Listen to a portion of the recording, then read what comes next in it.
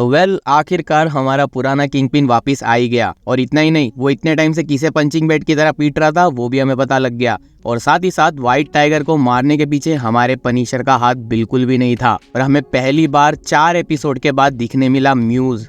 तो एपिसोड की स्टार्टिंग ही होती है, तब हमें मैड मर्डॉक डॉक्टर से व्हाइट टाइगर के डेथ के पोस्टमार्टम रिपोर्ट ले रहा होता है। लेकिन वहाँ हैरान करने वाली बात उसे ये लगती है कि गोली इतने पास से चलाई गई थी, फिर भी उस जगह से गोली का कवर नहीं मिला था कि जिससे पता लग पाए कि आखिर ये गोली चलाई किसने थी। और उसी जगह पर व्हाइट टाइगर की भतीजी आ जाती है जो कि देखने आई थी अपने अंकल को। लेकिन मैड मर्डॉक उसे व्हाइट टाइगर की बॉडी देखने से मना कर देता है और उसे कैसे भी करके समझाकर वहाँ से बाहर ले जाता है। और वो भतीजी कहीं ना कहीं हेक्टर की मौत का जिम्मेदार मैट को मानती है, क्योंकि उसने उसकी आइडेंटिटी रिवील कर दी थी। और वो साथ में उसे ये भी कहती है कि अब उसे न्यूयॉर्क शहर में किसी पर भी भरोसा नहीं है, ना ही किसी पुलिस ऑफिसर पर और ना ही किसी लॉयर पर। जिसके बाद हमें म्यूज दिखने मिलता है जो कि किसी को बेहोश करके अपने साथ ले जा रहा होता है। अब ये म्यूज कौन है और ये बोर्न अगेन सीरीज के लिए क्या इंपॉर्टेंट कैरेक्टर है, अगर आप ये जानना चाहते हो तो आप हमें कमेंट्स में म्यूज लिख करके कमेंट कर सकते हो। ज्यादा रिक्वेस्ट आने पर हम म्यूज पर एक डेडिकेटेड वीडियो जरूर बनाएंगे। जिसके बाद एक नाइट आउट पार्टी में बीबी यूरिक के साथ डैनियल पार्टी करने आया होता है।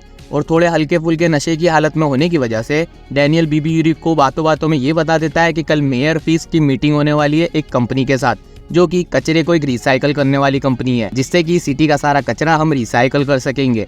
और इतना ही नहीं, रिसाइकलिंग की प्रोसेस जो है वो हम सबसे पहले पोर्ट से चालू करने वाले हैं, वही पोर्ट जहाँ पर आए दिन खून खराबा होता रहता है और गैंग वॉर चलते रहते हैं। जिसके बाद डैनियल को लेट होने की वजह से वो वहाँ से चला जाता है। फिर हमें ये दिखने मिलता है कि विल्सन और वेनेसा ग्लेन के पास थेरेपी लेने आए होते हैं।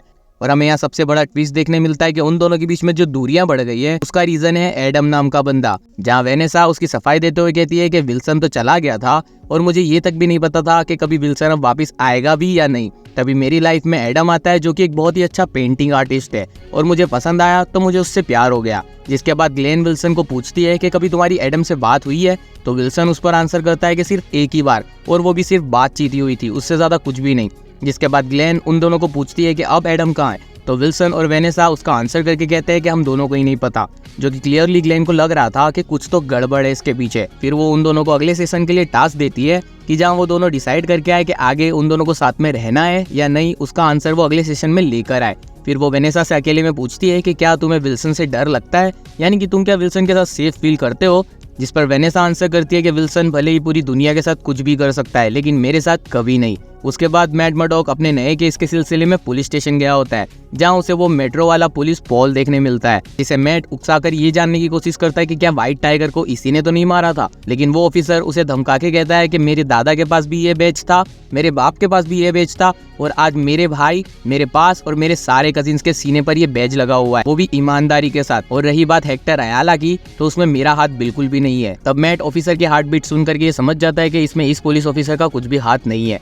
जिसके बाद विल्सन पहुंचता है वही बोट पर जिसे वो रिसाइकल करने वाला है, लेकिन जिस पर मेयर असिस्टेंट उसे कहती है कि हमें इस चीज के लिए पहले बहुत से लोगों से परमिशन लेनी पड़ेगी। सबसे पहले पोर्ट का सर्वे कराना पड़ेगा, उसके बाद पहले काउंसिल की परमिशन लेनी पड़ेगी, और उससे भी पहले इस चीज का हमारे पब्लिक एडवोकेट के थ्रू हमें एजेंडा में डलवाना पड़ेगा। तो विल्सन कहता है कि ठीक है, ये प्रोसेस तुम चालू करो। तभी हमें पता लगता है कि विल्सन को आज कई सारे प्रोग्राम्स को अटेंड करने भी जाना है, और वो वैसे ही बिल्कुल अटेंड करने चला जाता है, जहाँ सारे बच्चे मिलकर स्लोगन्स गा रहे होते हैं कुछ तो, जो कि विल्सन के मुंह से ही दिख रहा था कि वो उसे बहुत ही बकवास और वाहियात लग रहा था। तभी डैनियल को अपने फोन से पता लगता है कि बीबी यूरिक ने आर्टिकल पब्लिश कर दिया है, और वो आर्टिकल में वही सारी बातें लिखी हुई थी जो कि पार्टी में डैनियल ने उसे बताई थी। और वो जिसके बाद डर जाता है, लेकिन उसे मेयर असिस्टेंट समझाती है कि वो टेंशन ना ले, वो सब कुछ संभाल लेगी, बस वो अपना मुंह ना खोले। जिसके बाद वो बच्चों का स्लोगन खत्म होता है। देन विल्सन उनको चेयर करता है, और इतने में वहीं एक टीचर आकर के दूसरे स्लोगन्स गाने को कहती है, लेकिन विल्सन वहां से उठ करके तुरंत भागने लगता है क्योंकि वो उससे सहन नहीं हो पा रहा था। उसके बाद वो असिस्टेंट मेयर को वही बीबी यूरिक वाले आर्टिकल की प्रॉब्लम बताती है। तब विल्सन उसे कहता है कि बात आखिरकार बाहर गई कैसे, जितने भी लोग हमारी टीम में हैं उन सबको अभी बुलाओ। लेकिन तब उसे पता लगता है कि वो तो और एक प्रोग्राम अटेंड करने आया है, और वहाँ भी सेम वही सिंगिंग चल रही होती है। तब उसकी फेस का जो एक्सप्रेशन है वो देखने लायक होता है, और उसके चेहरे पे साफ साफ दिख रहा था कि उसे कितना गुस्सा आ रहा है इन सारी चीजों से। देन मेयर के ऑफिस में वो सबको बुलाता है, जहाँ डैनियल खुद ही आगे आकर के अपनी गलती कबूल कर लेता है और अपनी जॉब से वो रिजाइन करने को भी कहता है। लेकिन विल्सन तब उसे समझाता है कि ठीक है, हो गई तुमसे गलती, लेकिन अब की बार ऐसी गलती कभी होनी नहीं चाहिए, वरना गलती करने लायक भी नहीं रहोगे। जिसके बाद मैट पहुंचता है सूट साइड पर, जहां वो अपने अंदाजे से पता लगाता है कि गोली का कवर कहां गया होगा, और वो उसे मिल भी जाती है। लेकिन उस गोली के कवर पर होता है पनिशर का लोगो। जिसके बाद वो मिलने जाता है पनिशर को, लेकिन वो जैसे ही उसके घर में एंटर करता है, पनिशर उस पर अटैक कर देता है। तब वो उसे बताता है कि वो मैट है, जिस पर पनिशर रुक जाता है। तब हमें पता लगता है कि व्हाइट टाइगर की मौत के पीछे पनिशर का नहीं बल्कि किसी और यानी कि पनिशर के फैन का हाथ है, और उन फैंस में बहुत से पुलिस ऑफिसर्स भी है।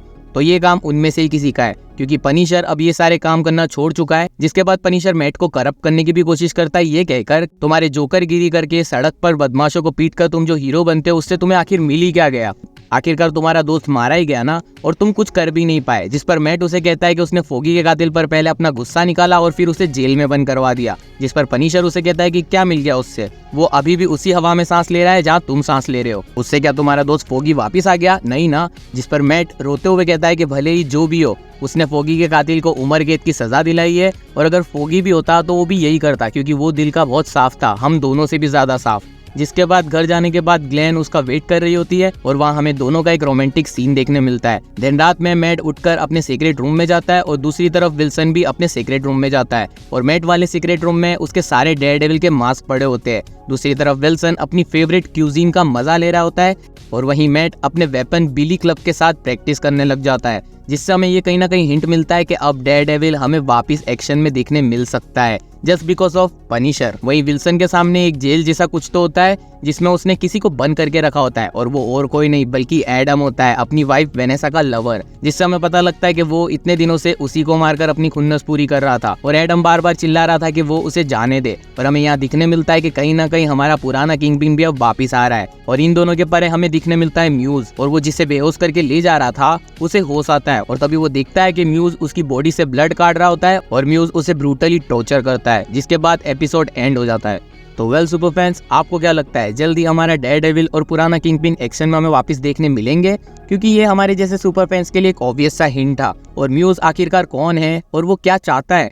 अगर आपको ये भी जानना हो तो हमें कमेंट्स में जरूर से शेयर करें। ज़्यादा कमेंट्स आने पर हम इस पर एक डेडिकेटेड वीडियो जरूर बनाएंगे। तो ज़रूर अपना ओपिनियन कमेंट्स में शेयर करें। बाकी तो वीडियो अच्छी लगी हो तो वीडियो को लाइक करके चैनल को सब्सक्राइब करके आप उसके बगल वाले नोटिफिकेशन बेल को ऑन कर देना। इससे होगा ये कि आगे के आने वाले एपिसोड्स भी आप ऐसे ही सबसे पहले एंजॉय कर पाओगे। हाँ, हमसे भी पहले। तो मिलता हूँ आपको ऐसे ही अगले अमेजिंग वीडियो में, लेकिन तब तक के लिए आपको रिकमेंडेड वीडियो जो आपके स्क्रीन पर दिख रहे हैं वो एक बार जरूर से चेक कर सकते हो आप। लेकिन तब तक के लिए सुपर फैंस, लव यू 3000।